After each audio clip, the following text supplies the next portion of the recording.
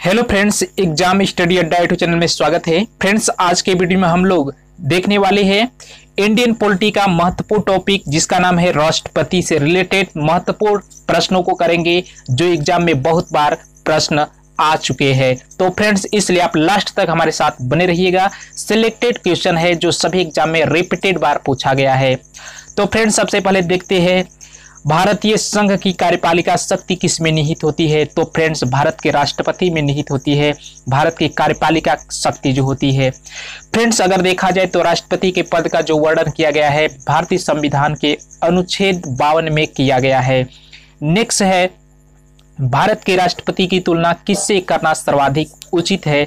तो friends, Britain के राष्ट्रपति से तुलना करना सर्वाधिक उचित है। अगर देखा जाए राष्ट्रपति का जो पद है अमेरिका से प्रभावित है और राष्ट्रपति की कार्य और शक्तियां जो प्रभावित है यह ब्रिटेन के संविधान से प्रभावित है। फ्रेंड्स, अगर देखा जाए तो यूएसए और ब्रिटेन से जो राष्ट्रपति की जो कार्य शक्तियां है दो ही देश से प्रभावित है, यूएसए और ब्रिटेन देश से। नेक्स्ट है कि राष्ट्रपति सशस्त्र सेनाओं का सर्वोच्च कमांडर कौन होता है। तो राष्ट्रपति होता है, यानी कि जो फ्रेंड राष्ट्रपति होता है तीनों सेनाओं का सर्वोच्च सेनापति होता है। थल सेना, स्थल सेना, वायु सेना का जो सर्वोच्च कमांडर होता है राष्ट्रपति होता है। नेक्स्ट है कि भारत के राष्ट्रपति निर्वाचित होने के पात्र बनने के लिए कितनी आयु होनी चाहिए। तो फ्रेंड्स, 35 वर्ष की आयु होनी चाहिए। और जो फ्रेंड्स भारत का राष्ट्रपति होता है भारतीय संविधान के अनुसार राष्ट्रपति देश का प्रथम नागरिक होता है। फ्रेंड्स, अगर भारत के राष्ट्रपति के योग्यता के बारे में देखा जाए क्या क्या योग्यता होनी चाहिए कि वह राष्ट्रपति चुनाव में लड़ सकता है। तो पहली योग्यता होना चाहिए वह भारत का नागरिक होना चाहिए और दूसरी योग्यता होनी चाहिए वह 35 वर्ष की आयु पूरी कर चुका हो और तीसरी योग्यता होनी चाहिए लोकसभा का सदस्य निर्वाचित किए जाने योग्य हो और चौथी होना चाहिए योग्यता कि चुनाव के समय लाभ का पद धारण नहीं करता हो, अर्थात वह किसी भी गवर्नमेंट एम्प्लॉय के तौर पर नहीं होना चाहिए। नेक्स्ट है कि राष्ट्रपति पद का चुनाव संचालित किया जाता है। तो फ्रेंड्स, निर्वाचन आयोग के द्वारा राष्ट्रपति पद का चुनाव किया जाता है और जो राष्ट्रपति चुनाव किया जाता है यह राष्ट्रपति का जो चुनाव होता है एकल संक्रमणीय समानुपातिक मत पद्धति के द्वारा होता है। फ्रेंड्स, अगर बात की जाए कि राष्ट्रपति के निर्वाचन के लिए निर्वाचन मंडल में कौन कौन शामिल है। तो फ्रेंड्स, राज्यसभा, लोकसभा और राज्यों के विधानसभाओं के निर्वाचित सदस्य और नवीन व्यवस्था के अनुसार 2 केंद्र शासित प्रदेश आता है जो दिल्ली और पुडुचेरी के विधानसभा के निर्वाचित सदस्य इसमें भाग लेते हैं। नेक्स्ट है कि राष्ट्रपति पद की उम्मीदवार के लिए निर्वाचक मंडल में कितने सदस्य प्रस्तावक और कितने सदस्य अनुमोदक होने चाहिए। तो फ्रेंड्स, 50 सदस्य प्रस्तावक और 50 सदस्य अनुमोदक होने चाहिए। अगर इससे कम सदस्य है तो राष्ट्रपति उम्मीदवार के लिए निर्वाचित नहीं किया जा सकता है। और याद रखिएगा कि राष्ट्रपति का जो निर्वाचन किया जाता है अनुच्छेद 54 के तहत किया जाता है। नेक्स्ट है कि एक व्यक्ति कितनी बार राष्ट्रपति के पद पर निर्वाचित हो सकता है। तो फ्रेंड्स, अनलिमिटेड, अनगिनत बार राष्ट्रपति के पद पर निर्वाचित हो सकता है। फ्रेंड्स, अगर बात की जाए कि राष्ट्रपति अपने पद ग्रहण की तारीख से 5 वर्ष की अवधि तक पद धारण करता है। नेक्स्ट है कि राष्ट्रपति के चुनाव संबंधी मामले भेजे जाते हैं। तो फ्रेंड्स, राष्ट्रपति के चुनाव संबंधी जो मामले भेजे जाते हैं उच्चतम न्यायालय में भेजे जाते हैं, सुप्रीम कोर्ट जिसे कहा जाता है, सुप्रीम कोर्ट में भेजे जाते हैं। फ्रेंड्स, अगर बात की जाए कि अनुच्छेद 71 के तहत राष्ट्रपति के निर्वाचन से संबंधित विवाद का निर्णय उच्चतम न्यायालय के द्वारा करने का जो प्रावधान संविधान में किया गया है, यानी कि अगर उससे राष्ट्रपति के चुनाव के संबंधी कोई भी विवाद होता है तो यह जो निपटारा किया जाता है उच्चतम न्यायालय के द्वारा किया जाता है।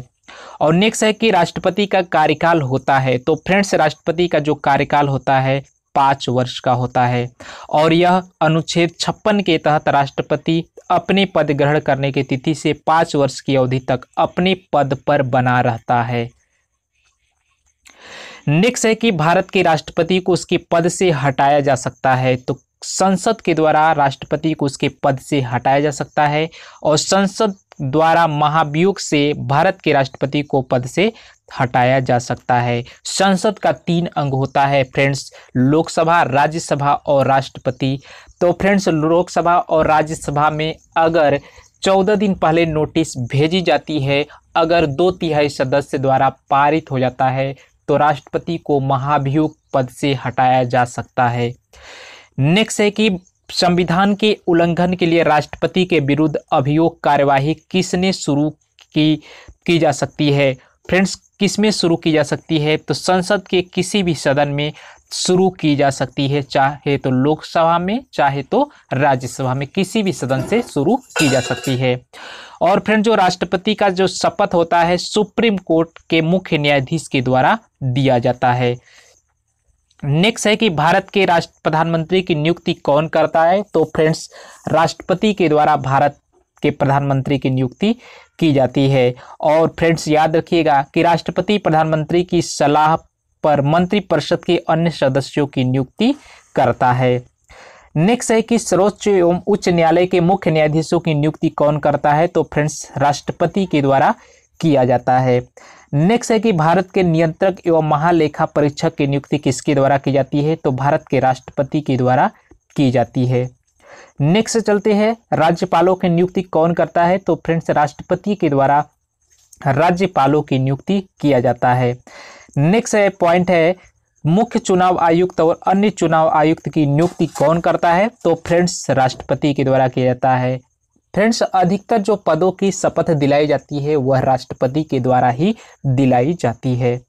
फ्रेंड्स अगर बात की जाए नेक्स्ट पॉइंट की, सदन में राष्ट्रपति के विरुद्ध महाभियोग प्रस्ताव पास करने के लिए कितने सदस्यों का समर्थन चाहिए, तो फ्रेंड्स सदन में कुल सदस्यों में से कम 2/3 सदस्य होना चाहिए, तभी सदन में राष्ट्रपति के विरुद्ध महाभियोग प्रस्ताव पारित हो सकता है, अन्यथा नहीं।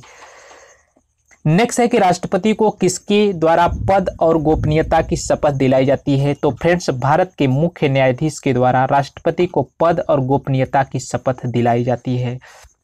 नेक्स्ट पॉइंट है कि अनुच्छेद 60 के तहत राष्ट्रपति को भारत के मुख्य न्यायाधीश के समक्ष शपथ ग्रहण दी जाती है। तो किस आर्टिकल के तहत, अनुच्छेद 60 आर्टिकल के तहत, अनुच्छेद के तहत। नेक्स्ट है कि मुख्य न्यायाधीश की अनुपस्थिति में राष्ट्रपति किसके समक्ष शपथ लेता है, तो फ्रेंड्स अगर भारत का जो मुख्य न्यायाधीश है अगर अनुपस्थित है तो उस समय सर्वोच्च न्यायालय का जो वरिष्ठ न्यायाधीश होता है उसके समक्ष राष्ट्रपति शपथ ग्रहण करता है। और फ्रेंड्स याद रखिएगा कि राष्ट्रपति अपना जो त्याग पत्र भारत के उपराष्ट्रपति को देता है और उपराष्ट्रपति भी त्याग पत्र राष्ट्रपति को देता है। नेक्स्ट पॉइंट है जब राष्ट्रपति मृत्यु, त्यागपत्र, पदच्युत या अन्य कारणों से अपने कर्तव्य को नहीं निभा सकता है तो राष्ट्रपति कितने समय तक राष्ट्रपति के रूप में कार्य करता है। यानी कि जब किसी कारणवश राष्ट्रपति जैसे मृत्यु हो जाती है, चाहे त्यागपत्र देता है, चाहे पदच्युत हो जाता है, चाहे किसी कारणवश कर्तव्य नहीं निभा सकता है तो उपराष्ट्रपति राष्ट्रपति के पद पर 6 माह तक रह सकता है। नेक्स्ट पॉइंट है कि वह कौन व्यक्ति थे जो राष्ट्रपति से पूर्व केंद्रीय गृह मंत्री थे, तो फ्रेंड्स डॉक्टर जाकिर हुसैन थे जो केंद्रीय गृह मंत्री थे राष्ट्रपति से पहले। और याद रखिएगा भारत के ऐसे प्रधानमंत्री जो वित्त मंत्री भी रह चुके हैं, तो डॉक्टर मनमोहन सिंह ऐसे राष्ट्रपति थे जो भारत के वित्त मंत्री के साथ साथ आरबीआई के गवर्नर भी रह चुके थे, वह थे doctor Manmohan Singh. Next point है भारत के चौथे राष्ट्रपति कौन थे, तो फ्रेंड्स बीबी गिरी थे। ये फ्रेंड्स बहुत बार एग्जाम में रिपीटेड प्रश्न पूछा गया है, इसलिए याद रखिएगा। और फ्रेंड्स जो बीबी गिरी थे भारत के राष्ट्रपति चुने जाने वाले प्रथम गैर कांग्रेसी उम्मीदवार कौन थे, बीबी गिरी थे। प्रथम गैर कांग्रेसी उम्मीदवार बीबी गिरी थे। नेक्स्ट पॉइंट है भारत के राष्ट्रपति के सर्वसम्मति से चुने जाने का अभी एकमात्र उदाहरण है, तो फ्रेंड्स नीलम संजीव रेड्डी एक ऐसे राष्ट्रपति थे जो सर्वसम्मति से चुने जाने वाले का एकमात्र उदाहरण है। नेक्स्ट है कि स्वतंत्र भारत के प्रथम राष्ट्रपति कौन थे, तो डॉक्टर राजेंद्र प्रसाद जो थे स्वतंत्र भारत के प्रथम राष्ट्रपति थे। नेक्स्ट पॉइंट है कि राष्ट्रपति किस अनुच्छेद के तहत अध्यादेश जारी करता है, तो फ्रेंड्स अनुच्छेद 123 के तहत राष्ट्रपति अध्यादेश जारी कर सकता है। नेक्स्ट है कि भारत के सबसे बड़ा राष्ट्रपति, सबसे बूढ़ा, यहाँ पर होगा फ्रेंड्स, सबसे बूढ़ा राष्ट्रपति कौन बने थे? तो आर वेंकट रमन थे जो भारत के बूढ़े राष्ट्रपति बने थे। नेक्स्ट पॉइंट है, राष्ट्रपति किस अनुच्छेद के तहत फांसी की सजा को माफ कर सकता है? तो फ्रेंड्स अनुच्छेद 72 के तहत जो राष्ट्रपति किसी भी फांसी की सजा को माफ कर सकते हैं। जबकि याद रखिएगा, राज्यपाल अनुच्छेद 161 के तहत फांसी की सजा को क्षमादान नहीं कर सकता है, बल्कि अन्य राज्यों द्वारा दी गई दंड को क्या कर सकता है? कम कर सकता है। लेकिन राष्ट्रपति अनुच्छेद 72 के तहत फांसी की सजा को क्षमादान कर सकता है।